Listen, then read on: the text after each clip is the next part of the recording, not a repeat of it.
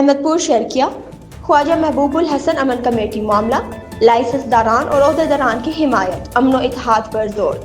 ख्वाजा महबूबुल हसन अमन committee के मामले पर पेश रफ्त जारी है, जिसमें लाइसेंस दारान और मुख्तलिफ ओहदेदारान की जानिब से बयानात सामने आए हैं। इन बयानात में ख्वाजा महबूबुल हसन की मुकम्मल हिमायत का इजहार किया गया है।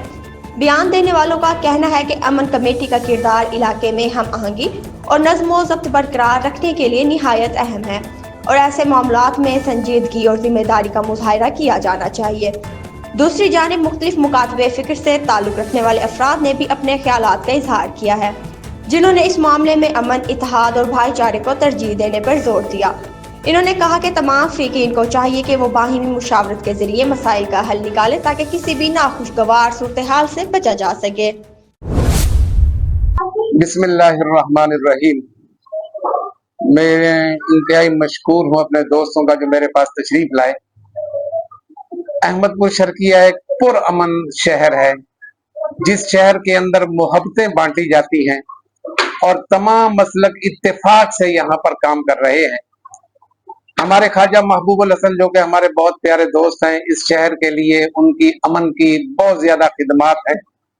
अपने मसलक अहले तशी के हवाले से या दीगर मसाले की वजह से उनकी बहुत सारी खिदमात हैं। तो अमन कमेटी में उन्हें अवार्ड भी दिया गया है, उनकी खिदमात को खिराज तहसीन भी पेश किया है। अब मालूम नहीं कि उन्हें इस अमन की किश्ती से क्यों उतार लिया गया। हमारी इंतजामिया से, अरबाब इख्तियार से एक दरख्वास्त है कि उन्हें अमन कमेटी में दोबारा शामिल किया जाए। वो शहर के लिए एक मौसर शख्सियत है, मौसर आवाज है और लोग उनकी हर बात पर लब्बैक कहते हैं। अमन के हवाले से उनका किरदार है।